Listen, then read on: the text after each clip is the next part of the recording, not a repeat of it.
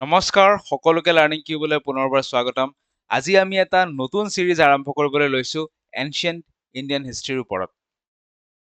খুব কম ভিডিঅ'ত আমি এই গোটেই সিৰিজটো শেষ কৰিবলৈ চেষ্টা কৰিম।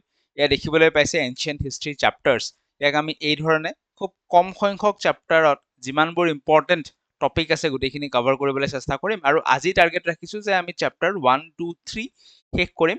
তাৰপিছত 4, 5, 6 বাছি যাব। নেক্সট এটা বা দুটা ভিডিঅ'ত আমি গোটেইখিনি কমপ্লিট কৰিবলৈ সক্ষম হ'ম। ঠিক আছে, চ' লগতে জনাও যে এই নোটছটোৰ পৰা আজি আমি গোটেই পঢ়িম। ইয়াত ধুনীয়াকে আমাৰ নোটছটো আছে। গাইডবুকখন ল'লে এই নোটছটো তোমালোকে লগত পায়ে যোৱা। ঠিক আছে, এতিয়া যি সময়ত অসমত বিশেষকে চাৰিওফালে হেণ্ডৰিটেন নোটছৰ নামত AI জেনেৰেটেড কণ্টেণ্ট কিছুমান যথেষ্ট এভেইলেবল চাৰিওফালে হৈ আছে, সেই সময়তো আমি এই ধৰণৰ অল্ড স্কুল মেথড এটা ইউজ কৰি আছো, য'ত আমি ইন ৰিয়েলিটি হাতেদি লিখি লওঁ। প্ৰথমতে বস্তুবিলাক নোটছ এটা বনাই লওঁ, তাৰপিছত গৈ পেলাই আমি টাইপ কৰোঁ। ঠিক আছে, চ' আমি এই ধৰণৰ অল্ড স্কুল এটা মেহনতবালা কাম যিটো কয়, সেই কামটো এতিয়াও সেই মেথডটোকেই আমি ফ'ল' কৰি আছো। If you think this is still valuable then this video' shall have a comment target. এই ভিডিঅ'টোত আমি 100টা কমেণ্টৰ টাৰ্গেট এটা ৰাখিছো। যি মমেণ্টত 100টা কমেণ্ট আহি যাব, লগে লগে মই নেক্সট পাৰ্টটো ৰেকৰ্ড কৰিবলৈ বহি যাম। ঠিক আছে, আজি যদি 100টা কমেণ্ট আহি যায়, কালি ছেকেণ্ড পাৰ্ট আহি যাব। কালি 100টা কমেণ্ট যদি হৈ যায়, তেতিয়াহ'লে পৰহি ছেকেণ্ড পাৰ্টটো আহি যাব। চ' 100টা কমেণ্ট অহাৰ পিছতহে ছেকেণ্ড পাৰ্টটোৰ ৰেকৰ্ডিংটো ষ্টাৰ্ট হ'ব। ঠিক আছে, চ' তোমালোকে আৰম্ভণিতে পিছত হয়তো পাহৰি যাবা, এটা কমেণ্ট কৰি থৈ দিয়া যদি ছেকেণ্ড পাৰ্টটো ভেলুৱেবল হ'ব বুলি বা এই সিৰিজটো ভেলুৱেবল হ'ব বুলি তোমালোকে ভাবা। ঠিক আছে, গতিকে আমি আৰম্ভ কৰোঁ। আৰম্ভ কৰাৰ আগত তোমালোকে গম পোৱা we have master guide book for BEd entrance 2026। যিসকলে BEd এন্ট্ৰেন্স গুৱাহাটী ইউনিভাৰ্চিটিৰ দিবা, এটা ষ্ট্ৰাকচাৰ্ড ষ্টাডি মেটেৰিয়েল বিচাৰি আছা, য'ত গোটেইকেইটা subject education, current Indian education, teaching aptitude, maths, reasoning, English, general awareness, current affairs সকলোবোৰ এক জাগাত পোৱা। So' you can buy this ebook only 149 ৰুপিজত। এইটো কিনিবৰ কাৰণে স্ক্ৰীণত যিটো নাম্বাৰ আহি আছে তাত হোৱাটছএপ কৰিলে হৈ গ'ল। আৰু মক টেষ্ট যিসকলে দিব বিচাৰে বা মক টেষ্ট দিয়া উচিতো, তেওঁলোকে লাৰ্ণিং কিউবৰ এপ ডাউনলোড কৰি পেলাই গুৱাহাটী ইউনিভাৰ্চিটি BEd এন্ট্ৰেন্সৰ কাৰণে মক টেষ্ট দিব পাৰে। ডেছক্ৰিপশ্যনত এপৰ লিংক থাকিব, আৰু কিবা ডাউট থাকিলে এই নাম্বাৰটোত হোৱাটছএপ কৰিলে হ'ল। ঠিক আছে, বাকী আমি আৰম্ভ কৰিছো। আৰু এই যিটো আমি নোটছৰ পৰা, যিটো PDFৰ পৰা আজি আমি পঢ়িম, এই PDFটো is also' a part of the guide book. ঠিক আছে, গাইড বুকখন ল'লে তোমালোকে এই PDFটো লগতে পাবা। আৰম্ভ কৰিছো chapter 1 of ancient Indian history, that is stone age. ঠিক আছে, what is stone age? Second আৰম্ভ কৰিছো। অ'কে, ঠিক আছে, চ' কলম ভালকে কাম কৰি আছে, আমি আৰম্ভ কৰিব লৈছো। ষ্টোন মানে কি? নৰ্মেল কথা, ষ্টোন মানে হৈছে শিল।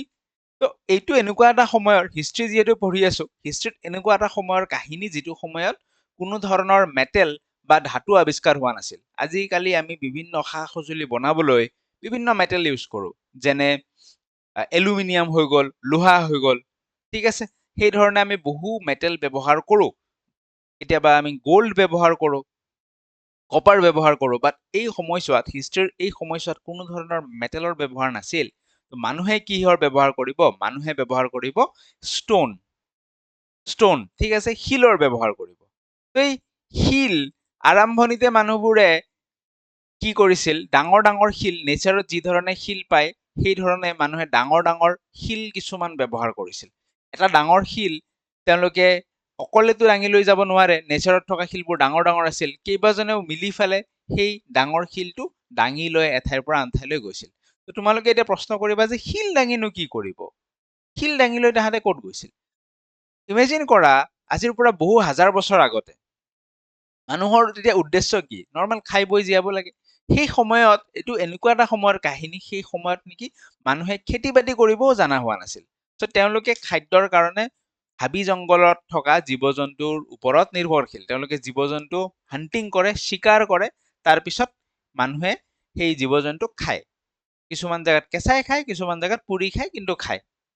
ঠিক আছে। চ' সেই জীৱ জন্তু হাণ্টিঙৰ কাৰণে তেওঁলোকক এটাই সঁজুলি লাগে সেই সময়ত, যে জীৱ জন্তু আমি চিকাৰ কৰিব লাগে। চ' ডাঙৰ শিল এটা এনেকে ল'ব, কেইবাজনেও দাঙিব, এই শিলটো দি জীৱ জন্তু হত্যা কৰিব, হাণ্টিং কৰিব আৰু নিজে তাৰপিছত খাব। চ' এই যিটো আমি ষ্টোন এজ পঢ়িলো, সেই ষ্টোন এজৰে এটা প্ৰথম আৰম্ভণিতে যিটো ষ্টোন ব্যৱহাৰ কৰিছিল, সেই ষ্টোনটো কেনেকুৱা আছিল, লাৰ্জ চাইজ ষ্টোন আছিল, ডাঙৰ ষ্টোন আছিল, যিটো নেকি কেইবাজনেও মিলি পেলাই দাঙিছিল। এই এজটোক, এই সময়ছোৱাক কোৱা হয় পেলিঅলিথিক এজ। কি বুলি কয় বোলে, কবা পেলিঅলিথিক এজ। পেলিঅলিথিক, পেলিঅ মানে হৈছে পূৰ্ব, আৰু লিথিক মানে হৈছে ষ্টোন, শিল। শিলৰ এজৰ একদম আৰম্ভণি অৱস্থা কোৱা হৈছে পেলিঅলিথিক এজ। মানুহ অলপ বুদ্ধিমান হ'ল, এতিয়া কি কৰিলে মানুহে, এই ডাঙৰ শিল নলৈ ফেলে মানুহে এতিয়া সৰু সৰু শিল লবলৈ আৰম্ভ কৰিলে। সৰু সৰু শিল লোৱাৰ ফলত কি হ'ল, মানুহে অকলে এটা শিল লৈ ফেলে জীৱ জন্তুক হত্যা কৰিব পাৰে। এতিয়া অকলে অকলে সি শিলটো দাঙিব পাৰে। চ' ইয়াত কি হৈ গ'ল, শিলটো সৰু হৈ গ'ল। এই এজটো যেতিয়া মানুহে আৰু অলপ বুদ্ধিমান হৈ সৰু সৰু শিল ব্যৱহাৰ কৰিবলৈ ললে, এই এজটোক কোৱা হয় মিছলিথিক এজ। মিছ মানে স্মল বা মাইক্ৰ'। চ' এই এজটোত মানুহে সৰু সৰু শিল ব্যৱহাৰ কৰে।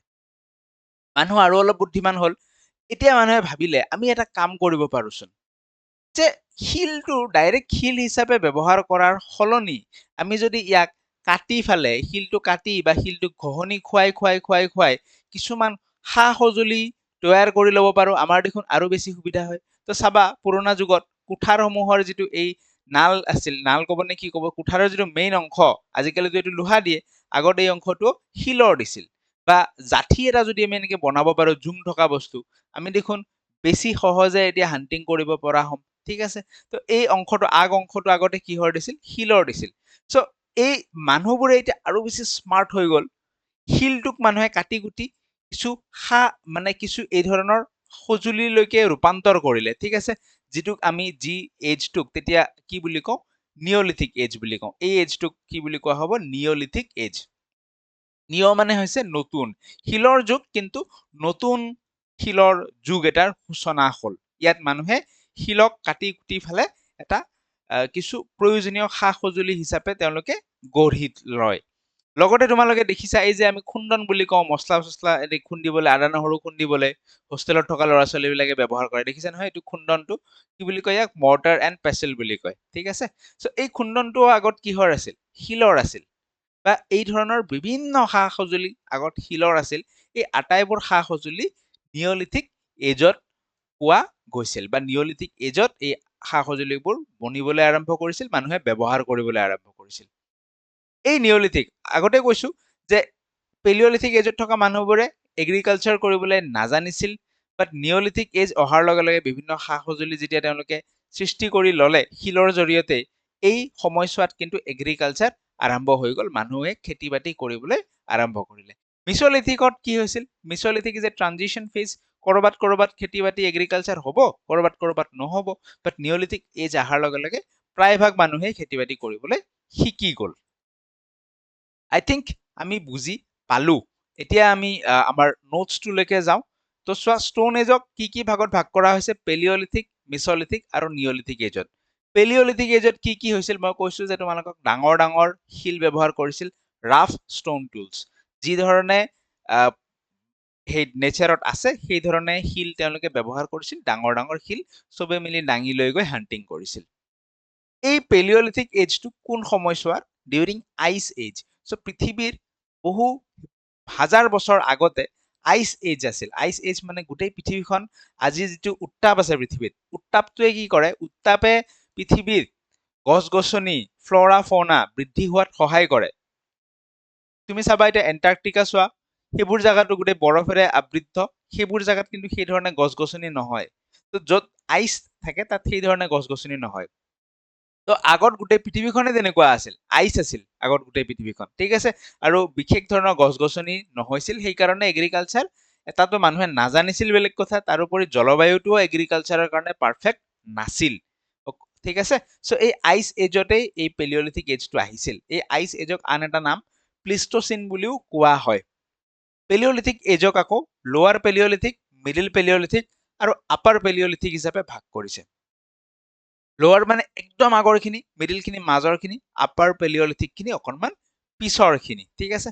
লোৱাৰ পেলিঅলিথিক এজ, এতিয়া এই যে আমি এইবোৰ কথা ডিছকাছ কৰিলো, ইমানবোৰ কথা যে আমি ডিছকাছ কৰিলো, এনেকুৱা এনেকুৱা পেলিঅলিথিকত হৈছিল, নিঅলিথিকত এনেকুৱা এনেকুৱা ঘটনাবোৰ হৈছিল, এই কথাবোৰ আমি গম ক'ৰ পৰা কেনেকৈ পালো? কিছুমান ঠাইত ইয়াৰ কি পোৱা গৈছে, ইয়াৰ কিছুমান এভিডেন্সেছ পোৱা গৈছে, যেনেকে এইবোৰ শিলেদি যে এইবোৰ নিৰ্মাণ কৰিছিল, সেইবোৰৰ কিছু এভিডেন্সেছ পোৱা গৈছে বিভিন্ন ঠাইত। তো সেই এভিডেন্স বিলাকৰ ওপৰত বেছ কৰি হিষ্টৰিয়ানসকলে কিছু যিবোৰ কথা আমি ডিছকাছ কৰো, সেই কথাবোৰ, সেই কনক্লুজনবোৰ ড্ৰ কৰি উলিয়াইছে, ঠিক আছে। চ' এনেকুৱা এভিডেন্সেছ ক'ত ক'ত পোৱা গৈছে সেইটোৰ ওপৰত প্ৰশ্ন আহে। এটা জাগা আছে কৰ্ণাটকাত, হাংসি, ঠিক আছে, হাংসি বা হুনাক্সি বুলিও কৰবাত থাকে, হাংসি ইন কৰ্ণাটকা। ইয়াত পেলিঅলিথিক, স্পেচিফিকেলি লোৱাৰ পেলিঅলিথিক এজৰ এভিডেন্স পোৱা গৈছে। দিছ ইজ ইম্পৰ্টেণ্ট যে পাটনা নহয়, কিন্তু পাটনে ইন মহাৰাষ্ট্ৰ, পাটনাটোতো বিহাৰতহে আছে, সেই পাটনাটো নহয়, এইটো পাটনে ইন মহাৰাষ্ট্ৰ, ইয়াতো পেলিঅলিথিক এজৰ এভিডেন্সেছ পোৱা গৈছে। লগত ইয়াত আৰু এটা বস্তু পোৱা গৈছে, অষ্ট্ৰিচ পক্ষীটো মনত আছেনে? এই যে ডাঙৰ যে এটা চৰাই এটা আছে নহয়, কি চৰাই বুলি কয় এইটো, ডাঙৰ যে চৰাই এটা আছে, সেই অষ্ট্ৰিচ পক্ষীৰ এগ শেল পোৱা গৈছে। ইয়াত কি পোৱা গৈছে? এই অষ্ট্ৰিচ পক্ষীৰ কণী পোৱা গৈছে, কণীৰ এভিডেন্স। একজেক্টলি এইটো কণীটো নহয়, কণীটো কৰবাত লাগি আছিল, পৰীক্ষা নিৰীক্ষা কৰি গম পোৱা গৈছে যে এইটো অষ্ট্ৰিচ পক্ষীৰ কণী, আৰু এইটো পেলিঅলিথিক এজৰ সময়ৰে হয়। তাৰ মানে গম পোৱা যায় পেলিঅলিথিক এজতে এই পক্ষীটো সেই সময়ত আছিল। ক'ত? পাটনে ইন মহাৰাষ্ট্ৰত, মনত ৰাখিবা, ঠিক আছে। মিডিল পেলিঅলিথিক এজ আহিল। মিডিল পেলিঅলিথিক এজত কি হৈছিল? ফ্লেগ টেকনলজিৰ ইউজ হৈছিল। নাও হোৱাট ইজ ফ্লেগ টেকনলজি বুলি সুধিবা তুমি, যে এই যে শিলটো আছে আমাৰ, নৰ্মেল এটা আমাৰ শিল আছে, এই শিলটোক আমি কি কৰিব পাৰো? এই শিলটোক আমি বেলেগ এটা শিলেদি কোবাই কোবাই কোবাই কোবাই কোবাই কোবাই কোবাই কোবাই কি কৰিম? ইয়াক এটা বিশেষ ধৰণৰ শ্বেপ এটা আমি দিব পাৰো, ঠিক আছে। কোবাই কোবাই কি কৰিলো? ইয়াক জুম কৰি ললো শিলটোক, বা আমি ঘহনি খুৱাই খুৱাই কিবা এটা শ্বেপ দিলো। তো এই যে কোবাই কোবাই প্ৰেছাৰ দি ফালে শিলটোক আমি এটা শ্বেপ দিওঁ, that is called flake technology. Middle palaeolithic এজত মানুহে ফ্লেগ টেকনলজি ইউজ কৰিবলৈ শিকিলে। আকৌ আহিছে আপাৰ পেলিঅলিথিক এজৰ লাষ্টৰ ফালে। ভীমবেটকা মধ্যপ্ৰদেশত আছে, ইয়াৰ পৰা প্ৰমাণ পোৱা গৈছে, পেলিঅলিথিক এজৰ এভিডেন্স পোৱা গৈছে। কুৰ্নুল কেভছ অন্ধ্ৰপ্ৰদেশত আছে। প্ৰশ্ন সুধিব যে এছ মানে হৈছে কি, যে জুই জ্বলোৱাৰ পিছত যে ছাই থাকি যায়, সেই সময়ছোৱাৰ বহু হাজাৰ বছৰ আগৰ পেলিঅলিথিক এজৰ এই জুই জ্বলোৱাৰ পিছত যে ছাই ৰৈ গৈছে, সেই ছাইৰ এভিডেন্সেছ পোৱা গৈছে ক'ত? কুৰ্নুল কেভছ অন্ধ্ৰপ্ৰদেশত। মানে ইয়াৰ পৰা প্ৰমাণ পোৱা যায় আপাৰ পেলিঅলিথিক এজত জুইৰ ব্যৱহাৰ মানুহে কৰিব জানিছিল, ঠিক আছে। পেলিঅলিথিক এজৰ পিছত আহি গ'ল মিছলিথিক এজ বা মিডিল ষ্টোন এজ। আমি ডিছকাছ কৰিছো, মিছ মানে হৈছে সৰু, এতিয়া শিলবোৰ সৰু সৰু হৈ যাব, micro or small stone tools were used. Climate কেনেকুৱা হৈ গ'ল? আগত আমি ডিছকাছ কৰিছো, আইচ এজ আছিল, গোটেই বৰফেৰে আবৃত্ত আছিল, সেইকাৰণে গছ গছনি সিমান নহৈছিল। বাট এতিয়া লাহে লাহে ক্লাইমেটটো ৱাৰ্ম হৈ গ'ল, কিছু গৰম হ'ল, যাৰ কাৰণে ফ্লৰা ফনা, ফুল ফল এইবোৰ বৃদ্ধি পাবলৈ ধৰিলে। মানুহে লাহে লাহে গছ গছনি দেখিবলৈ, গছ গছনি কেনেকে হয়, কেনেকে গ্ৰ' হয়, সেইবোৰ শিকিবলৈ আৰম্ভ কৰিলে, ঠিক আছে।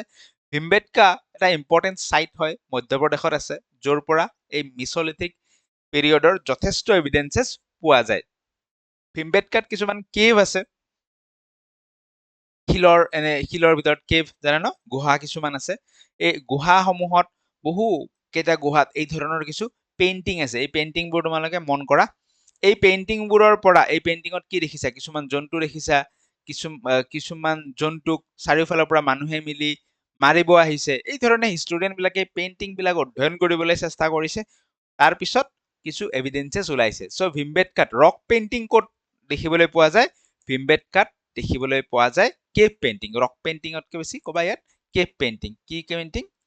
Cave painting. কিন্তু ৰকত আছে কাৰণে ৰক পেইণ্টিঙো কম, ঠিক আছে। ওকে, কেভ পেইণ্টিং বা Bhimbetka rock painting. Bhimbetka rock painting, বুজি পাইছো। কোনে প্ৰথমতে ভীমবেটকাৰ ৰক পেইণ্টিং ডিস্কভাৰ কৰিছিল? VS ৱাকানকাৰ, তেওঁ ভীমবেটকাৰ এই ৰক পেইণ্টিং ডিস্কভাৰ কৰিছিল। কোনখন ৰাজ্যত আছে ভীমবেটকা? ক'বা বোলে মধ্যপ্ৰদেশত আছে, ঠিক আছে। নেক্সট আহি গ'ল নিঅলিথিক এজ নিউ ষ্টোন টুলছ আমি ডিছকাছ কৰিছোঁ ইয়াত শিলটো মানুহে কি কৰিব বিভিন্ন সা সঁজুলিলৈকে প্ৰয়োজনীয় সা সঁজুলিলৈকে শিলটোক কি কৰিব ইয়াত তেওঁলোকে কনভাৰ্ট কৰি ল'ব সজাই ল'ব শিলটো দি এনেকে কুঠাৰ বনাই ল'ব তেওঁলোকে নিঅলিথিক এজত মানুহে প্ৰপাৰ্টি অন কৰিবলৈ আৰম্ভ কৰিলে প্ৰপাৰ্টি অন কিয় মানুহে কৰিবলৈ আৰম্ভ কৰিলে কাৰণ মিছলিথিক এজত মানুহে কি কৰে ডাঙৰ মিছলিথিক নহয় পেলিঅলিথিকত মানুহে কি কৰে ডাঙৰ শিল এটা লৈ পেলাই হান্টিং কৰিবলৈ যায় খাই বৈ কিনে জীয়াই থাকে মানুহ আজি ইয়াতে আছে কালি কৰবাত বেলেগলৈকে গুচি যাব শিফ্ট হৈ যাব তাতে আকৌ জীৱ জন্তু হান্টিং কৰি খাব বাট নিঅলিথিক এজত মানুহে আমি ডিছকাছ কৰিছোঁ এগ্ৰিকালচাৰ আৰম্ভ কৰিলে যেতিয়া আমি খেতি বাতি কৰোঁ এগ্ৰিকালচাৰ কৰোঁ চ' এডৰা মাটিত আমি খেতি কৰিম সেই খেতিটো ছমাহ পিছতহে আমাক ফচলটো দিব ধান আজি ৰুইছো ছমাহ পিছত 5 মাহ পিছতহে আমি পাম কিছুমান খেতি 2 বছৰো লাগিব পাৰে তো মানুহে খেতি কৰাৰ লগে লগে সেই খেতিৰ ওচৰত কৰবাত মানুহে থাকিব লাগিব আৰু সেই যেতিয়া খেতি কৰিল ওচৰত থাকি লল কেনেকে থাকি লল এতিয়া নিগাজিকে থাকিব লাগিব কাৰণ খেতিটোতো এতিয়া চোৱা চিতা কৰিব লাগিব এই খেতিটোক কেয়াৰ কৰিব লাগিব আজি বোলে পানী লাগে কালি বোলে অমুক লাগে কালি বোলে চহাব লাগে মাটি চহাব লাগে কিবা লাগে কালি ধান কাটিব লাগে হাৰ্ভেষ্টিং কৰিব লাগে চ' মানুহ এতিয়া খেতিৰ আশে পাশে গাঁও বনাই ফেলে নিগাজিকে থাকিবলৈ আৰম্ভ কৰিলে যেতিয়া নিগাজিকে থাকিবলৈ আৰম্ভ কৰে তেওঁ কি হৈ গ'ল এই প্ৰপাৰ্টিখিনি য'ত মই থাকো এইখিনি মোৰ য'ত মই খেতি কৰো এইখিনি মোৰ চ' মানুহৰ সেই প্ৰপাৰ্টি বোলা বস্তুটো আহি গ'ল যে খেতিত তেওঁলোকক গৰু লাগে কাউ লাগে চ' এইকেইটা কাউ মোৰ 10টা কাউ আছে যিখিনি মই খেতিত লগাওঁ চ' মানুহৰ এই কনচেপ্টবোৰ এগ্ৰিকালচাৰৰ লগে লগে প্ৰপাৰ্টিৰ কনচেপ্টবোৰ নিজৰ বুলিবলৈ যিটো বস্তু এইটো মোৰ সেই বস্তুবোৰ আহিবলৈ আৰম্ভ কৰিলে নিঅলিথিক এজত এগ্ৰিকালচাৰ গ্ৰোথ হ'ল পটাৰী মেকিং ষ্টাৰ্ট হৈ গ'ল what is pottery making pottery is এই যোনবোৰ এই কলহবোৰ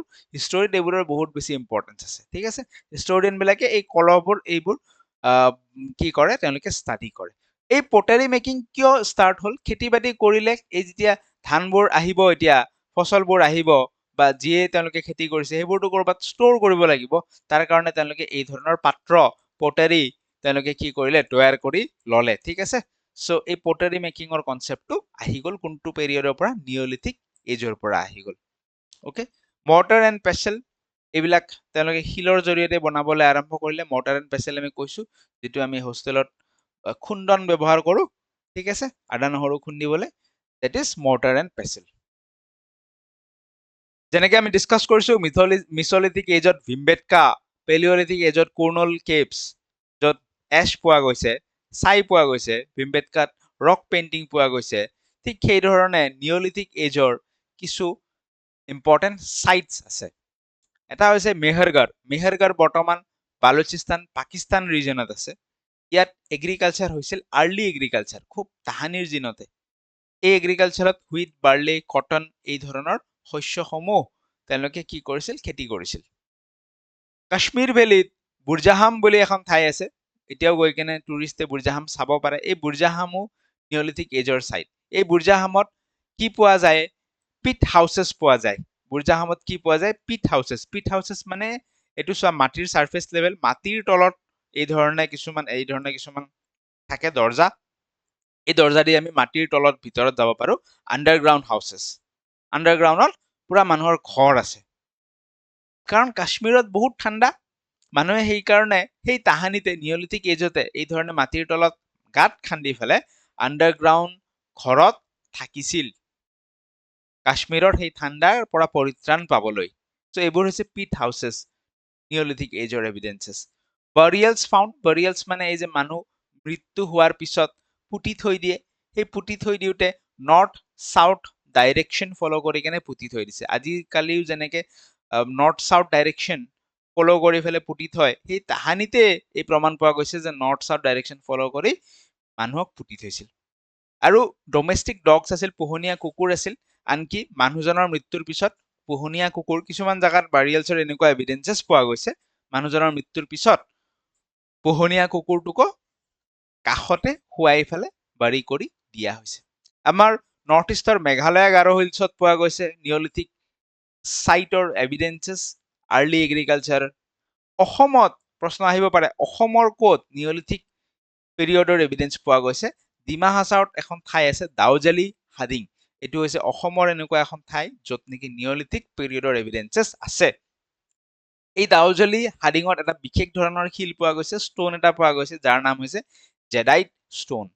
crystal type green colour type jadeite stone বুলি মাৰিলে তোমালোকে নেটত চাব পাৰিবা। গ্ৰীণ কালাৰ টাইপ এটা ষ্টন পোৱা গৈছে ক'ত? দাউজলি হাডিঙত। আৰু পৰীক্ষা নিৰীক্ষা কৰি গম পোৱা গৈছে এইটো নিঅলিথিক পিৰিয়ডৰ ষ্টন হয়।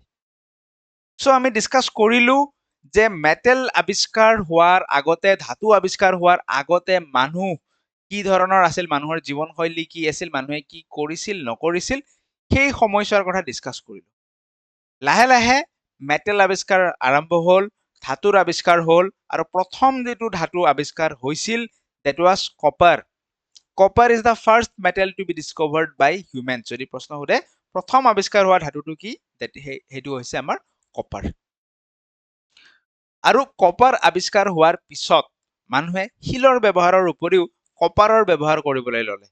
সেই পিৰিয়ডটোক কি বুলি কোৱা হয়? কেলকলিথিক এজ বা কপাৰ ষ্টন এজ।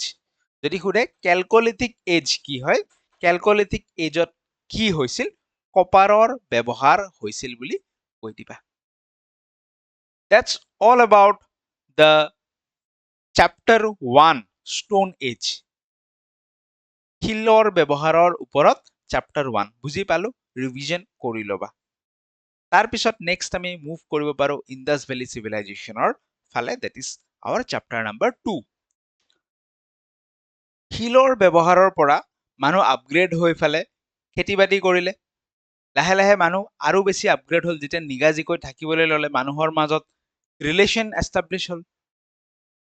মানুহে খেতি বাতিৰ পৰা কিছু সামগ্ৰী উৎপাদন কৰিলে। মই উৎপাদন কৰিলো কোমোৰা এটা, কোনোবা বেলেগে চাউল উৎপাদন কৰিছে, মই অকল কোমোৰাটো নাখাওঁ, মই ভাতেদিহে কোমোৰাটো সানি খাম। চ' বাৰ্টাৰ চিষ্টেম আহি গ'ল। এই ধৰণে আহি আহি আহি আহি মানুহ এটা সময়ত কিছু সভ্যতাৰ মানুহ সভ্য হ'ল বুলি ক'ব পাৰো। মানুহ আজি যেনেকে আমি মানুহ দেখিছো, মানুহৰ নিজা চহৰ কিছুমান আছে, গাঁও কিছুমান আছে, ৰিলেশ্যন আছে, এডমিনিষ্ট্ৰেশ্যন আছে, বেপাৰ বাণিজ্য আছে, টাউনশ্বিপ। তো সেই তাহানিতে আজিৰ পৰা প্ৰায় 4,000 4,500 বছৰ আগতে মানুহে এই ধৰণৰ কিছুমান সভ্যতাৰ জন্ম দিলে বা এই কিছুমান সভ্যতা গঢ়ি উঠিল। পৃথিৱীৰ বিভিন্ন ঠাইত এই সভ্যতাসমূহ গঢ়ি উঠিছে। যেনেকে ভাৰতৰ যিখন নৰ্থ ৱেষ্ট, বৰ্তমান পাকিস্তান হৈ গ'ল, নৰ্থ ৱেষ্ট চাইডটো কোনটো হ'ব ভাৰতৰ? চ' এইখিনি অংশ, ঠিক আছে। নৰ্থ ৱেষ্ট বুলি ক'লে আমি কোনখিনি বুজাম? এইখিনি বুজাম। কি হৈ গ'ল এইটো? আমি নৰ্থ ৱেষ্ট বুলি ক'লে কোনখিনি বুজাম? আহিবনে? এইখিনি বুজাম, হয়নে? এইখিনি বুজাম। চ' এইখিনি জাগাত কি হৈছিল? এইখিনি জাগাত কিছু সভ্যতাৰ সৃষ্টি হৈছিল, যাক নাম দিয়া হ'ল ইণ্ডাছ ভেলী চিভিলাইজেশ্যন।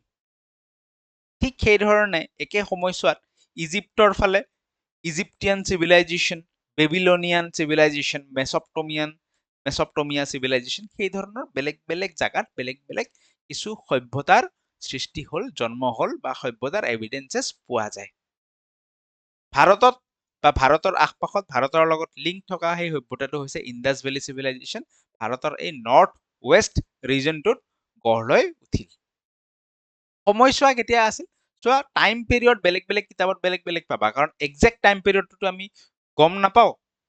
চ' কিছুমানত তুমি 2300 পাব পাৰা, 2500 পাব পাৰা, বাট টাইম পিৰিয়ড বুলি ক'লে আমি ক'ম যে 2500 পৰা 1750 BC. BC is what? Before Christ, যীশুখ্ৰীষ্টৰ জন্মৰ আগত। যীশুখ্ৰীষ্টৰ জন্মৰ 2500 বছৰ আগতে। এতিয়া কিমান চলি আছে? 2026 চলি আছে, মানে যীশুখ্ৰীষ্টৰ জন্মৰ ইয়াত যীশুখ্ৰীষ্টৰ জন্ম হৈছিল 2026 বছৰ আমি আগুৱাই আহিলো। ঠিক আছে, এই জন্মৰো আৰু 2500 বছৰ পিছুৱাই দিলে, তাৰমানে এইফালে 2500, এইফালে 2000, আজিৰ পৰা প্ৰায় 4,500 বছৰ আগৰ কাহিনী আমি ডিছকাছ কৰিবলৈ আৰম্ভ কৰিছো। এই সময়ছোৱাত কপাৰৰটো ডিস্কভাৰ হৈ গ'ল। কপাৰৰ লগতে মানুহে আৰু এটা ধাতুৰ বিষয়ে জানিছিল, সেয়া হৈছে ব্ৰঞ্জ। এই সময়ছোৱাক আমি কওঁ ব্ৰঞ্জ এজ বুলি।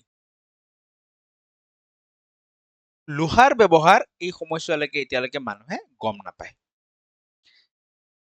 এই যিটো এৰিয়া তেওঁলোকে এই এৰিয়াটোৰ নাম কি দিছিল আমিতো ক'ব নোৱাৰো বাট যেতিয়া এই এৰিয়াটোত কিছু ভগ্নাৱশেষ ডিস্কভাৰ হ'ল তাৰ পিছত ভগ্নাৱশেষবোৰ ডিস্কভাৰ কৰোঁতে ব্ৰিটিছৰ হাত আছিল সেই সময়ত ভাৰতত ব্ৰিটিছ ৰুল কৰিছিল যেনেকৈ তোমালোকে নাম শুনিছা হৰপ্পান চিভিলাইজেশ্যন মহেঞ্জোদাৰো চিভিলাইজেশ্যন এইবিলাক ব্ৰিটিছে 1921 1922 ডিস্কভাৰ কৰিছিল ব্ৰিটিছে এই এৰিয়াটো যিহেতু ইন্দাজ নদী আৰু তাৰ ট্ৰিবিউটৰী সমূহৰ আশে পাশে পৰিছে গতিকে এই চিভিলাইজেশ্যনটোক ব্ৰিটিছে নাম দিলে ইন্দাজ ভেলী চিভিলাইজেশ্যন More specifically, কোনে নাম দিলে the IVC Indus Valley Civilization this name or term coined by কোনে নাম দিলে জন মাৰ্শাল জন মাৰ্শাল কোন আছিল সেই সময়ৰ আৰ্কিঅলজিক্যাল সাৰ্ভে অফ ইণ্ডিয়াৰ ফাৰ্ষ্ট চেয়াৰম্যান আছিল প্ৰথমজন চেয়াৰম্যান আৰ্কিঅলজিক্যাল সাৰ্ভে অফ ইণ্ডিয়াৰ কোন বোলে জন মাৰ্শাল এই জন মাৰ্শালে ইন্দাস ভেলী চিভিলাইজেশ্যন নামটো দিছিল আৰু যদি আমাক কয় যে ফাদাৰ অফ ইণ্ডিয়ান আৰ্কিঅলজি কোন হয় সেয়া হৈছে আলেকজেণ্ডাৰ কানিংহাম এই অঞ্চলটোত চিভিলাইজেশ্যন বুলি কওঁতে এখন মাত্ৰ টাউন নাছিল বহুত কেইটা টাউন আছিল হৰপ্পা আছে কৰবাত মহেঞ্জোদাৰো আছে লোথাল আছে ধোলাভিৰা আছে চ' এইবোৰ কিছুমান ইম্পৰ্টেণ্ট চাইটছ য'ত য'ত সেই ধৰণৰ ভগ্নাৱশেষসমূহ ডিস্কভাৰ হৈছে হৰপ্পা মহেঞ্জোদাৰো লোথাল গুজৰাটত আছে ধোলাভিৰা গুজৰাট কালিবাংগান আছে ৰাজস্থানৰ এৰিয়াত ৰাখি গাৰহি আছে চাহনুদাৰো আছে চুৰকোটাদা আছে ৰূপাৰ আছে এই চাইটসমূহৰ বিষয়েও আমি ডিছকাছ কৰিম এই যে আমি সভ্যতাৰ কথা ক'লো এই সভ্যতাটোৰ কি কি ফিচাৰ্ছ আছিল কি কি বৈশিষ্ট্য আছিল এই সভ্যতাত কিছুমান টাউন গঢ়ি উঠিছিল চহৰ কিছুমান গঢ়ি উঠিছিল আজিৰ পৰা 4,500 বছৰ আগৰ কথা মনত ৰাখিবা এই 4,500 বছৰ আগতে খুব আচৰিত হ'ব লগা কথা যে আজিকালিৰ ডেটতো কিছুমান চহৰত যেটো টাউন প্লেনিঙৰ অভাৱ এই 4,500 বছৰ আগতে তেওঁলোকৰ সেই চহৰসমূহত সেই সাইটসমূহত কি কৰিছিল টাউন প্লেনিং কৰিছিল আৰু সেই ধৰণে চহৰসমূহ ডিজাইন কৰিছিল টাউন প্লেনিং কেনে ধৰণৰ আছিল চহৰখনক দুটা ভাগত ভাগ কৰিছে এটা ভাগ অলপমান ওখকে ৰাখিছে আৰু এটা ভাগ অকনমান লোৱাৰ তলফালে আছে ওখ পাৰ্টটোক কোৱা হৈছে চিটাডেল বা আপাৰ টাউন ঠিক আছে ওখ পাৰ্ট আৰু এটা পাৰ্ট আমাৰ আছিল তেওঁলোকে ৰাখিছিল যেটো নেকি অকনমান তলত আছিল দ্যাট ইজ লোৱাৰ টাউন তো আপাৰ চিটাডেল বা আপাৰ টাউনত কি কৰিছে যিবোৰ ইম্পৰ্টেণ্ট বিল্ডিংছ এতিয়া ভঁৰাল ঘৰটো ৰাখিব লাগিব গ্ৰেনাৰী কাৰণ দুৰ্যোগ হলে আকাল হলে সেই ভঁৰালৰ পৰাইতো খাদ্য খাই থাকিব সো এই গ্ৰেনাৰীটো ক'ত ৰাখিব তেওঁলোকে চিটাডেলত ৰাখিব ইম্পৰ্টেণ্ট এডমিনিষ্ট্ৰেটিভ বিল্ডিংছ বিলাক ক'ত ৰাখিব চিটাডেলত ৰাখিব এছেম্বলি হল য'ত সকলো মানুহ গৈ ফেলে একগোট হ'ব সেই বিল্ডিং বিলাক ক'ত থাকিব চিটাডেলত থাকিব আৰু লোৱাৰ টাউনত সাধাৰণ প্ৰজাবিলাক বাসস্থান ৰেচিডেন্সিয়েল এৰিয়া হিচাপে তেওঁলোকে ব্যৱহাৰ কৰিব বুজি পাইছো সো এনেকে চিটাডেল বা আপাৰ টাউন এটা আছিল আৰু এটা আছিল লোৱাৰ টাউন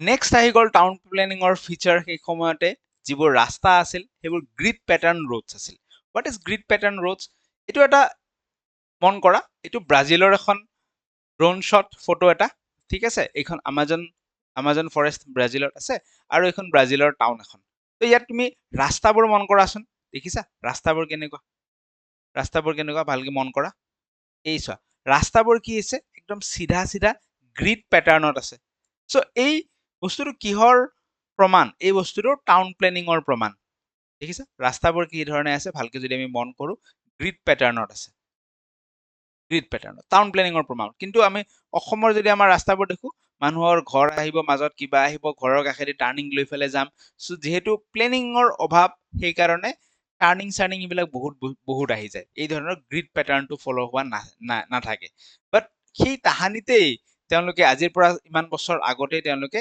গ্ৰিড পেটাৰ্ণৰ ৰাস্তা ফলো কৰিছিল বা সেই সময়ত ৰাস্তাবোৰ গ্ৰিড পেটাৰ্ণৰ আছিল ড্ৰেইনছ বিলাক কেনেকুৱা আছিল drains with gentle slope and sumps or cesspits to clean and trap solid waste so drains বিলাক gentle slope এটা আছিল এতিয়া ড্ৰেইন বিলাক কেনেকুৱা হ'ব লাগে ড্ৰেইন সদায় যে পানীটো ওলাই যাব এইফালৰ পৰা পানী আহিছে আমি ভাবিছো যে পানীটো এইফালদি ওলাই গৈ ফেলে নদীত পৰিব সো ড্ৰেইনটো আমি ইন্টেনশনালি অকনমান ডাউনৱাৰ্ড কৰিব লাগিব বুজি পাইছো অকনমান কি কৰিব লাগিব ডাউনৱাৰ্ড কৰিব লাগিব যাতে পানীটো ধুনীয়াকে এইফালদি ওলাই যায় ওলাই গৈ নদীত পৰে এতিয়া আজিৰ ডেটত কি হৈ আছে মিস্ত্ৰীক যদি এই ৰাস্তাত যোনবোৰ ড্ৰেইন বনি আছে মিস্ত্ৰীক যদি আমি সুধো যে কোনফালে ডাউনটো দিছ কোনফালে পানীটো ওলাই যাব তেওঁলোকে গমেই নাপায় তেওঁলোকক ড্ৰেইন বনাব দিছে বনাই দিছে পানী এইফালে যাব নে এইফালে যাব মতলব নাই চ' ড্ৰেইনছ বিলাকতো সেই তাহানিতে তেওঁলোকৰ এই টেকনলজিবোৰ আছিল বা এইবোৰৰ কথা জানিছিল যে ড্ৰেইন হলে তাত জেণ্টেল শ্লোপ কিছুমান থাকিব লাগে লগতে তেওঁলোকে ড্ৰেইনত আজি যেনেকে আমি এই ধৰণে যাতে ড্ৰেইনত সলিড বস্তুবিলাক যাব নোৱাৰে সলিড বস্তুবোৰ গৈ ফেলে জাবৰ জোথৰ জাতীয় বস্তু গৈ ফেলে যাতে ড্ৰেইনটো জাম কৰিব নোৱাৰে ড্ৰেইনত এই ধৰণৰ ঢাকনি আছিল কেৱল পানীহে যাব পাৰিছিল এইবোৰক কি বুলি কোৱা হয় সামছ বা চেছপিট বুলি কোৱা হয় so' drains had sumps or cesspits to clean and trap solid waste বিলাক যাতে যাব নোৱাৰে তেওঁলোকৰ সময়ত কোনো ধৰণৰ টেম্পল নাছিল মঠ মন্দিৰ নাছিল নেচাৰ ৱৰ্শ্বিপ কৰিছিল এনিমেল ৱৰ্শ্বিপ কৰিছিল সেই সময়ত এটা এনিমেল পোৱা গৈছিল যাক ইউনিকৰ্ণ বুলি কোৱা হয় এশিঙীয়া জন্তু এটা এই চিলটো চোৱা এইটো এটা চিল হয় এই চিলটোৰ পৰা গম পোৱা গৈছে যে সেই সময়ত এটা জন্তু আছিল যিটো নেকি এটা এশিঙীয়া জন্তু যাক ইউনিকৰ্ণ বুলি কোৱা হৈছে ঠিক আছে নেচাৰ ৱৰ্শ্বিপ কৰিছিল তেওঁলোকে আৰু লগতে তেওঁলোকৰ এটা ভগৱান আছিল পশুপতি বা প্ৰট শিৱা আজিৰ যিটো শিৱ সেই শিৱৰ এটা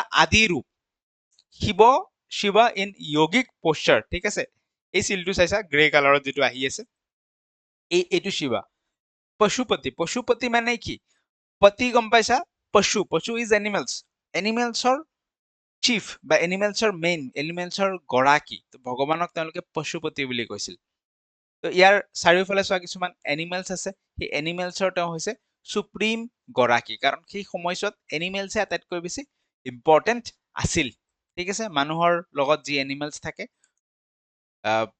গৰু হৈ গ'ল মহ হৈ গ'ল বা বেলেগ জন্তু সেইবোৰৰ ইম্পৰ্টেঞ্চ বহুত বেছি আছিল ঘোঁৰা নাছিল সেই সময়ত তেওঁলোকে ঘোঁৰাৰ ব্যৱহাৰৰ কথা গম পোৱা নাছিল হ'ব আৰু মাদাৰ গডেছ এই ধৰণৰ মূৰ্তিও পোৱা গৈছে হয়তো এইবোৰ ৱৰ্শ্বিপ কৰিছিল তেওঁলোকে এই ধৰণে ভবা হৈছে তেওঁলোকৰো স্ক্ৰিপ্ট আছে আজি যেনেকে আমি স্ক্ৰিপ্ট লিখি আছো ট্ৰেড এণ্ড এক্সপৰ্ট পঢ়িব পাৰিছো TRADEAND তেওঁলোকৰো স্ক্ৰিপ্ট আছিল স্ক্ৰিপ্টটোৰ নাম হৈছে বষ্ট্ৰ'ফেডন এই স্ক্ৰিপ্টটো আজিকালি আমি লিখোতে লেফ্ট চাইডৰ পৰা ৰাইট চাইডলৈকে লিখো হয়নে তেওঁলোকে লিখোতে কি কৰিছিল ৰাইটৰ পৰা যেনেকে আজিকালি উৰ্দু লিখে ৰাইটৰ পৰা লেফ্ট চাইডৰ ফালে তেওঁলোকে লিখিছিল ঠিক আছে তেওঁলোকৰ লিখনি ৰাইটৰ পৰা লেফ্টলৈকে আছিল আৰু স্ক্ৰিপ্টটোক বষ্ট্ৰ'ফেডন বুলি কোৱা হৈছে স্ক্ৰিপ্ট বিলাক পোৱাটো গৈছে কিন্তু কোনেও এতিয়ালৈকে পঢ়িব পৰা নাই তাত লিখা কি আছে চ' দিজ স্ক্ৰিপ্টছ আৰ আনডেচিফাৰ্ড গম নাপায় কোনেও কি লিখা আছে পঢ়িব পৰা হোৱা নাই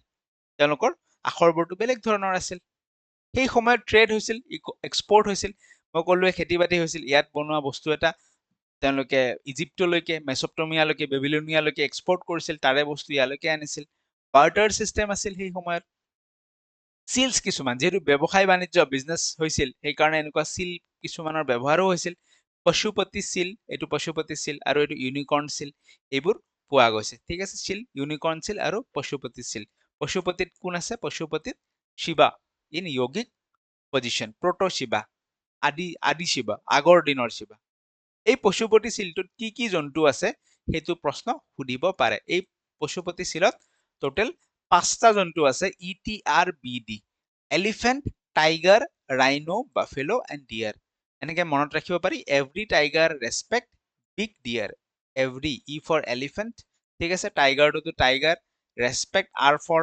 ৰাইনো বি ফৰ বাফেলো আৰু ডি ফৰ ডিয়াৰ ঠিক আছে every tiger respect big deer elephant tiger rhino buffalo আৰু ডিয়াৰ এই জন্তুকেইটা পশুপতি চিলত আছিল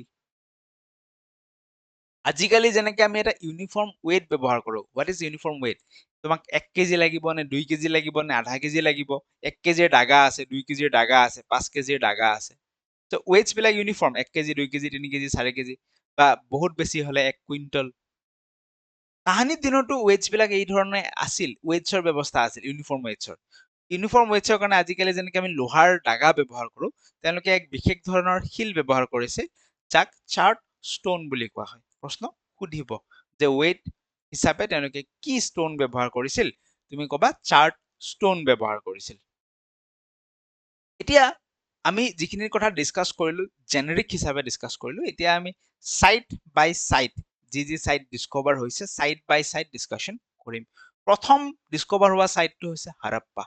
this is the first discovered Indus valley civilisation site.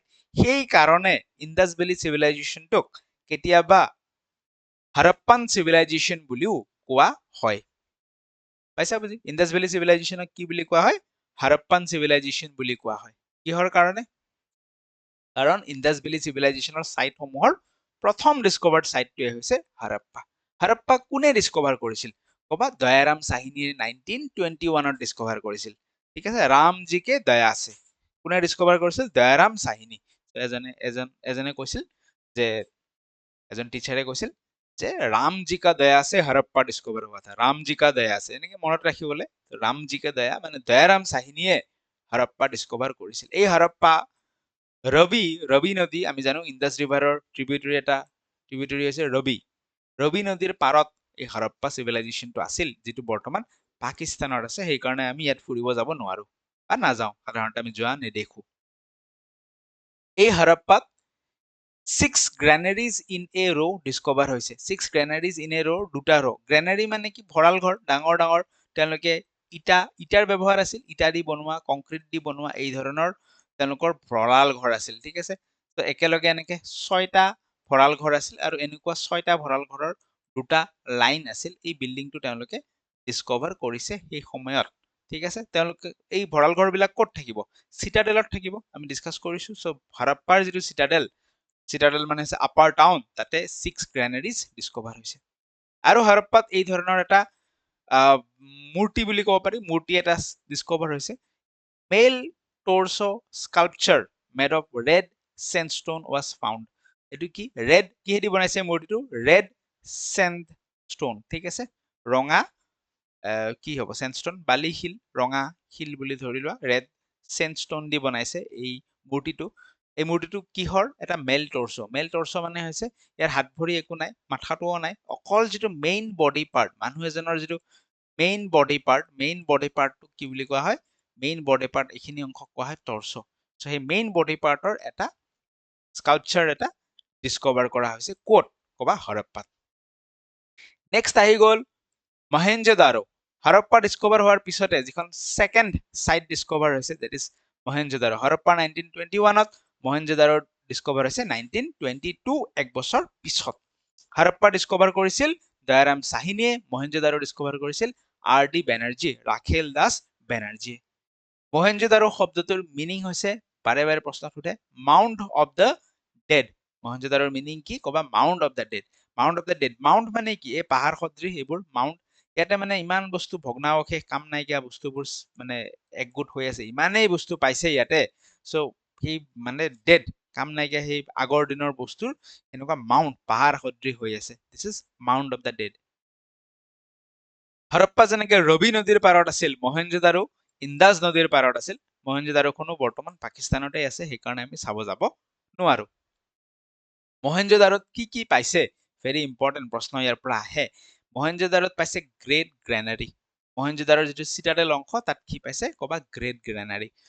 গ্ৰেনাৰী মানে হৈছে ভঁৰাল ঘৰ। হৰপ্পাৰ গ্ৰেনাৰীটো কেনেকুৱা আছিল?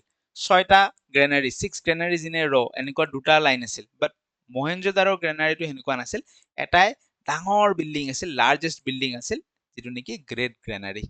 আৰু মহেঞ্জোদাৰোত কি আছে? Great bath. ঠিক আছে, গ্ৰেট বাথ ইজ এয়া। তো সেই সময়ত যদি ৰজা মহাৰজা আছিল, কোনোবা ডাঙৰ মানুহ আছিল, তেওঁলোকে এই ধৰণে চুইমিং পুলৰ নিচিনা বনাই লৈছিল ইটা দি, ইয়াত গা ধুব পাৰিছিল।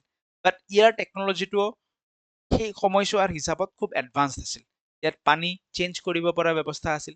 ইয়াৰ কাষে কাষে কাপোৰ চেঞ্জ কৰাৰ কাৰণে চেঞ্জিং ৰুমৰ ব্যৱস্থা আছিল। সেই সময়ছোৱাত এই গ্ৰেট বাথটো নৰ্মেল পুখুৰীৰ দৰে নহয়, খুব এডভান্স আছিল। ঠিক আছে, আৰু কি পোৱা গৈছে? Bronze statue of A dancing girl.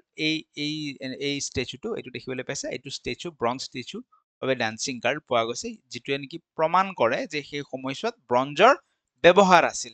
আৰু পোৱা গৈছে প্ৰট'শিবা বা পশুপতি চিল। এই চিলটোৰ কথা যে আমি ডিসকাস কৰিছো, এই চিলটো এক্সাক্টলি ক'ত পোৱা গৈছে? সেয়া হৈছে মহেঞ্জোদাৰোত পোৱা গৈছে। আৰু এজন এই ধৰণৰ মানুহ এটাৰ মূৰ্তি এটা ডিস্কভাৰ কৰিছে। মানুহটো দেখিছা, দাঢ়ি আছে, প্ৰিষ্ট কিং বুলি কোৱা হৈছে এই মানুহজনক। কি বুলি কয় এই মানুহজনক?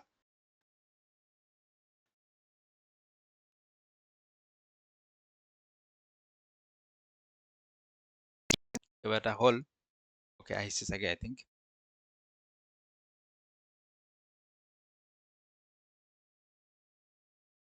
পালো বুজি আমি যদি প্ৰশ্ন সোধে যে এই প্ৰিষ্ট কিঙৰ মূৰ্তিটো বিয়াৰ্ডেড মানুহৰ মূৰ্তিটো কি শিলেদি বনোৱা ক'বা ষ্টেটাইট সফ্ট ষ্টোন বা সোপ ষ্টোন দি বনোৱা কিহেদি বনোৱা ষ্টেটাইট সফ্ট ষ্টোন বা সোপ ষ্টোনেদি বনোৱা আছিল কোমল শিলেদি বনোৱা আছিল এইটো চ' ইন এ নাটশেল মহেঞ্জোদাৰোত কি পালে গ্ৰেট গ্ৰেনাৰী পালে বাথ মানে গ্ৰেট বাথটো পালে ডান্সিং গাৰ্ল ব্ৰঞ্জৰ ষ্টেচুটো পাইছে প্ৰিষ্ট কিং পাইছে আৰু পশুপতি চিলটো পাইছে ঠিক আছে এনেকে এক লাইনত মনত ৰাখিব পাৰা আৰু এটা চাইট আছিল চাহনুদাৰোৰ স্পেচিফিক বা পইণ্টটোৱে হৈছে যে চাহনুদাৰো একমাত্ৰ চিটি য'ত নেকি চিটাডেল নাছিল only city without a Citadel মানে সেই যিটো আপাৰ টাউনৰ কথা কওঁ চাহনুদাৰত সেই আপাৰ টাউনটো নাছিল গোটেইখিনি সমান আছিল Lothal is very very important from exam point of view Lothal গুজৰাটৰ এখন চিটি ভাৰতৰ মেপখন যদি চোৱা কি দেখিবা এই গুজৰাটৰ এই অংশটোত কি আছে আমাৰ আৰৱ সাগৰ আছে আৰৱ সাগৰ চ' সাগৰেদি জাহাজ আহিছিল জাহাজ আহি পেলাই ইয়াত সোমাই গৈছিল গুজৰাটৰ অংশটো চাবা ভালকে এই ধৰণে সোমোৱা ঠিক আছে সাগৰৰ পৰা আহি কেনে এনেকে সোমাই আহিব পাৰি এনেকে সোমোৱা অংশ এটাত ঠিক আছে চ' ইয়াতে সোমাই আহিছিল ইয়াতে আছিল পোৰ্ট বন্দৰ জাহাজ ঘাট বাহিৰৰ পৰা আহি যেতিয়া ইজিপ্তৰ পৰা বেবিলনিয়া মেচপটমিয়াৰ পৰা জাহাজ আহি পেলাই ইয়াতে ৰখিব ইয়াতে বন্দৰ আছিল পোৰ্ট চিটি ঠিক আছে জাহাজ ঘাট আছিল আৰু ডকয়াৰ্ড ইয়াত জাহাজ আহি পেলাই ৰখে ডক কৰে লগতে ইয়াত শ্বিপ মেইনটেনেন্স আৰু শ্বিপ ৰিপেয়াৰিং হৈছিল জাহাজবিলাক মেইনটেনেন্স চাৰ্ভিচিং ৰিপেয়াৰিঙৰো কামো লোথালত হৈছিল এই পইণ্টৰ পৰা খুব প্ৰশ্ন আহে চ' লোথালৰ পৰা এভিডেন্সেছ পোৱা যায় যে চি ট্ৰেড উইথ আদাৰ ৰিজন চাচ এছ মেচপটমিয়া চ' লোথালৰ জৰিয়তে বেলেগ ৰিজনৰ লগত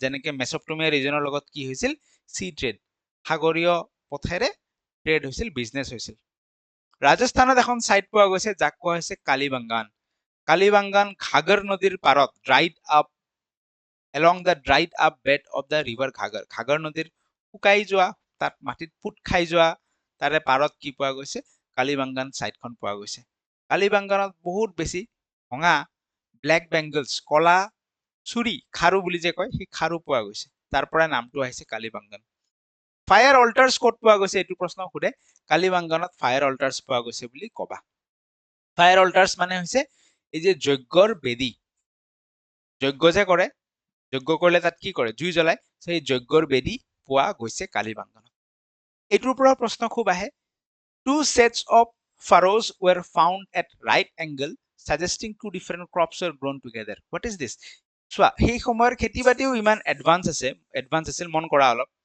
যে আমি আজিকালি কওঁ নহয় যে বৈজ্ঞানিকভাৱে খেতি কৰিব লাগে বৈজ্ঞানিকভাৱে কেনেকে খেতি কৰিব যে তোমালোকে এডৰা মাটিত দুই ধৰণৰ খেতি একেলগে কৰিব পাৰা এক ধৰণে তুমি এনেকে কৰা তাৰ মাজে মাজে তুমি আকৌ এনেকে ভাৰ্টিকেলি খেতি কৰিব পাৰা এনেকে সহায় কেনে ঠিক আছে তো এইবিলাক বৈজ্ঞানিকভাৱে খেতি কৰিব পাৰি বুলি আজিকালি কোৱা হয় যিটো কথা আমি আজিকালি এৱাৰনেছ আনি ক'ব লগা হৈছিল সেই এই ধৰণে দুটা লাইনত খেতি টু সেটস অফ ফাৰোজ তাহানিতেই তেওঁলোকে আজিৰ পৰা 4,500 বছৰ আগতে কালিবাংগানত কৰি থৈ দিছে ঠিক আছে চ' আৰু যদি প্ৰশ্ন এনেকেও আহে যে এগ্ৰিকালচাৰৰ এভিডেন্সেছ ক'ত পোৱা গৈছে তেতিয়াও তুমি ক'বা কালিবাংগানতে পোৱা গৈছে এইটো পইণ্টৰ পৰা আমি গম পাওঁ ক্লিয়াৰ ধোলাভিৰা এটা জেগা আছে ধোলাভিৰাও আকৌ গুজৰাটত আছে এই যে আমি ক'লো অলপ আগত আমি হৰপ্পা চাব যাব নোৱাৰো মহেঞ্জোদাৰো চাব যাব নোৱাৰো কাৰণ সেইবোৰ পাকিস্তানত পৰিছে বাট ধোলাভিৰা এটা জেগা যিটো আমি চাব যাব পাৰো ধোলাভিৰাৰ তোমালোকে ডাইৰেক্ট চাব নগ'লেও ইউটিউবত ব্লগ চাব পাৰা বহুতে ধোলাভিৰাত গৈছে ব্লগ বনাইছে ধুনীয়া এখন জেগা সাগৰৰ পাৰত বিভিন্ন শিলসমূহ দেখাইছে বিভিন্ন এভিডেন্সেছসমূহ ব্লগত দেখাইছে তোমালোকে চাব পাৰা ৰাণ অফ কচ্ছ গুজৰাটত আছে ধোলাভিৰা এটা ইউনেস্কো ৱৰ্ল্ড হেৰিটেজ চাইট আৰু ধোলাভিৰা তিনিটা পাৰ্টত চিটাডেল আৰু লোৱাৰ টাউনটো থাকিবই তাৰ লগত এটা মিডল টাউন বুলিও পাৰ্ট আছিল চ' ধোলাভিৰা তিনিটা পাৰ্টত আছিল চিটাডেল মিডল টাউন আৰু লোৱাৰ টাউন ধোলাভিৰা লুনি নদীৰ পাৰত অৱস্থিত ধোলাভিৰাত কি আছিল ডেমছ আছিল তাহানিত আজিৰ পৰা 4,500 বছৰ আগত water harvesting water harness water management system আছিল কাৰণ গুজৰাট এইবিলাক পানী কম থকা ঠাই সেই ঠাইত যেতিয়া বাৰিষা হৈছিল কিছুমান জান-জুৰিৰ সৃষ্টি হয়। মানহাৰ আৰু মানচাৰ এই ধৰণৰ কিছুমান জান-জুৰি আছিল, ষ্ট্ৰীম আছিল, যিবোৰ নেকি বাৰিষা নোহোৱা কালত শুকাই থাকে, বাৰিষা হলে এইবোৰ আহে। তো এই মানহাৰ আৰু মানচাৰৰ পৰা যিবোৰ পানী আহিছিল সেই পানীবোৰ তেওঁলোকে তাহানিতেই ৰিজাৰ্ভাৰ ক্ৰিয়েট কৰি পেলাই, ডেম ক্ৰিয়েট কৰি পেলাই ইয়াক ৰাখি থৈছিল, কালেক্ট কৰি থৈছিল। পিছত গৈ পেলাই এইবোৰ খেতি বাতিত হওক বা বেলেগ বেলেগ কামত ব্যৱহাৰ কৰিছিল। চ' ৱাটাৰ হাৰ্ভেষ্টিং, ৱাটাৰ মেনেজমেণ্ট, ডেমছ এইবোৰ ক'ত আছিল? ৰিজাৰ্ভাৰ এইবোৰ আছিল আমাৰ ধোলাভিৰা, গুজৰাটত। চুৰকোটৰা ইজ ইম্পৰ্টেণ্ট। চুৰকোটৰা এইকাৰণে ইম্পৰ্টেণ্ট কাৰণ বাকী চাইটবোৰত বা ইণ্ডাছ ভেলী চিভিলাইজেশ্যনৰ সময়ত ঘোঁৰাৰ ব্যৱহাৰ নাছিল, তেওঁলোকে হৰ্চৰ ব্যৱহাৰ নাজানিছিল ইন জেনেৰেল। বাট চুৰকোটৰা একমাত্ৰ ঠাইত য'ত নেকি ঘোঁৰাৰ ৰিমেইনছ পোৱা গৈছে, ৰিমেইনছ অফ হৰ্চেছ, মানে চুৰকোটৰাত ঘোঁৰাৰ বিষয়ে অলপ চলপ হয়তো তেওঁলোকে জানিছিল বা ক'ৰবাৰ পৰা তাতে এটা ঘোঁৰা আহিছিল। ত' হৰ্চৰ ৰিমেইন ক'ত পোৱা গৈছে? চুৰকোটৰাত পোৱা গৈছে। আহিব প্ৰশ্ন। আৰু দুটা বেছি ইম্পৰ্টেণ্ট নহয়, দিছ ইজ ৰূপাৰ, পাঞ্জাৱত আছে, ৰাখীগাড়ী এইবিলাক হাৰিয়ানাত আছে। এই পইণ্ট দুটা জানি থোৱা, ঠিক আছে। চ' এইখিনি আছিল ইণ্ডাছ ভেলী চিভিলাইজেশ্যন। চ' ইমান এটা এডভান্স চিভিলাইজেশ্যন, তোমালোকে প্ৰশ্ন সুধিবা যে গ'ল ক'ত? কেনেকে নাইকিয়া হৈ থাকিল ইমান এটা এডভান্স চিভিলাইজেশ্যন? ক'ত গ'ল ইহঁতে? কজেছ অফ ডিক্লাইন, কি কি ৰিজন হ'ব পাৰে? এটাটো হ'ব পাৰে হয়তো ক্লাইমেট চেঞ্জ হৈ গ'ল, নদী যিবোৰ নদীৰ পাৰত তেওঁলোক আছিল সেই নদীবোৰ শুকাই গ'ল। সেই নদীবোৰৰ নদীয়ে কি কৰে? সদায় চেনেলটো চেঞ্জ কৰি থাকে, নিজৰ জাগাটো চেঞ্জ কৰি কৰি গৈ থাকে। আজি এইফালেদি বৈছে, বহু হাজাৰ বছৰ পিছত বেলেগ একফালেদি বব। চ' হয়তো নদীয়ে নিজৰ চেনেল লাইনটো চেঞ্জ কৰি দিলে, ক্লাইমেট চেঞ্জ হৈ গ'ল, যাৰ ফলত মানুহবিলাক তাত আৰু বসবাসৰ কাৰণে উপযোগী হৈ নাথাকিল। তেওঁলোকে কি কৰিলে? মাইগ্ৰেট কৰি দিলে, বেলেগ এটা ৰিজনলৈকে গুচি গ'ল। So' this is one reason. Another reason, তেওঁলোকে লোহা বা আইৰণৰ ব্যৱহাৰ নাজানিছিল, ঘোঁৰাৰ ব্যৱহাৰ নাজানিছিল। এটা ৰেচ আৰিয়ানছ, আৰ্যসকল সেই সময়ত ইণ্ডিয়াত নাছিল, তেওঁলোক চেন্ট্ৰেল এছিয়াৰ পৰা, ঠিক আছে। চেন্ট্ৰেল এছিয়া বুলি কওঁতে এই যে কাজাখাস্তান, কিৰ্গিস্তান, ৰাছিয়াৰ তলৰ অংশ, সেইবোৰৰ পৰা তেওঁলোকে ইণ্ডিয়াত আহি প্ৰৱেশ কৰিছিল।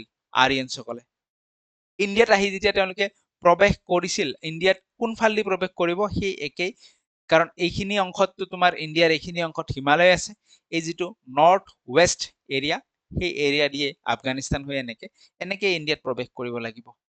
এনেকে ইণ্ডিয়াত প্ৰৱেশ কৰোঁতে তেওঁলোকে আৰম্ভণিতে কাৰ মুখামুখি হৈছিল? এই ইণ্ডাছ ভেলী চিভিলাইজেশ্যনৰ মুখামুখি হৈছিল। আৰিয়ানছসকলে লোহা, আইৰণ টুলছৰ ব্যৱহাৰ, ঘোঁৰাৰ ব্যৱহাৰ জানিছিল।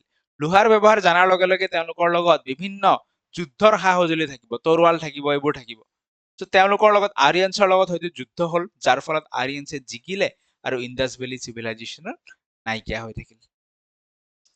So these are the reasons for decline of Indus Valley civilization. আৰু দুই এটা পইণ্ট যদি আমি ডিছকাছ কৰোঁ, ইণ্ডাছ ভেলী চিভিলাইজেশ্যনৰ সময়ত আৰু কিছু চিভিলাইজেশ্যন গঢ় লৈ উঠিছিল পৃথিৱীৰ বিভিন্ন জাগাত, যেনে মেছপটমিয়া, বেবিলনিয়া, ইজিপ্টিয়ান, এই চিভিলাইজেশ্যনসমূহ।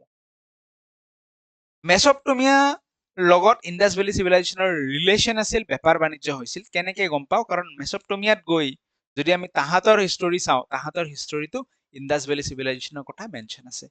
কিন্তু ইণ্ডাছ ভেলী চিভিলাইজেশ্যন নামটো ব্ৰিটিছেহে দিলে, জন মাৰ্শ্বেলেহে দিছিল। তেওঁলোকৰ হিষ্টৰীত আকৌ এই ইণ্ডাছ ভেলী চিভিলাইজেশ্যনটো ইণ্ডাছ ভেলী চিভিলাইজেশ্যন বুলি নহয়, মেলুহা বুলি মেনশ্যন আছে। মেলুহা বুলি ক'লে আমি কাক বুজো? যিটো ইণ্ডাছ ভেলী চিভিলাইজেশ্যন তাকেই বুজো। মেছপটমিয়ান ৰাইটিংছত ইণ্ডাছ ভেলী চিভিলাইজেশ্যনক মেলুহা বুলি কোৱা হৈছে। এইটো কথা ডিছকাছ কৰিলো। নৰ্থ চাউথ বাৰিয়েল প্ৰেক্টিছ আছিল, আৰু লগতে এইটোও মনত ৰাখিবলগীয়া কথা, ইয়াৰ পৰা পইণ্ট আহে, প্ৰশ্ন আহে যে ইণ্ডাছ ভেলী চিভিলাইজেশ্যনৰ মানুহে লোহাৰ ব্যৱহাৰ নাজানিছিল, কিন্তু তেওঁলোকে কপাৰ, ব্ৰঞ্জ আৰু গ'ল্ডৰ ব্যৱহাৰ জানিছিল। চ' কপাৰ, ব্ৰঞ্জ আৰু গ'ল্ড লোহাতকে আগতে ডিস্কভাৰ হৈছে। পালো বুজি? চ' আৰিয়ানছ অহাৰ লগে লগে, লোহাৰ ব্যৱহাৰ জানাৰ লগে লগে কি হৈ গ'ল? ইণ্ডাছ ভেলী চিভিলাইজেশ্যনৰ লগত ফাইট কৰি পেলাই তেওঁলোকক হৰুৱালে আৰু আৰিয়ানছে নিজৰ আধিপত্য বিস্তাৰ কৰিলে। এই আৰিয়ানছ বিলাক কোনবিলাক জানানে? এই ভাৰতত বৰ্তমান যিটো সনাতনী ৱে অফ লাইফ, সনাতনী যিটো ব্ৰাহ্মণছ, যি ধৰণে পূজা পাতাল, মূৰ্তি পূজা, এই বস্তুবোৰ হৈছে আৰিয়ানছৰ ইনফ্লুৱেঞ্চ। আৰিয়ানছ আহাৰ লগে লগে আৰিয়ানছে আধিপত্য বিস্তাৰ কৰাৰ লগে লগে ভাৰতত এটা নতুন যুগৰ সূচনা হ'ল, দেট ইজ দ্য বৈদিক এজ, যিটোৰ ইনফ্লুৱেঞ্চ বৰ্তমান ভাৰতত আটাইতকৈ বেছি, বা আৰিয়ানছৰ ইনফ্লুৱেঞ্চটোৱে ভাৰতত থাকি গ'ল এতিয়ালৈকে। বৈদিক এজত কি হয়, ব্ৰাহ্মণিকেল ডমিনেন্স বাঢ়ি যায়, পূজা পাতাল সেইবোৰ আহি যায়, যজ্ঞ বাঢ়ি যায়, সংস্কৃত ভাষা বাঢ়ি যায়।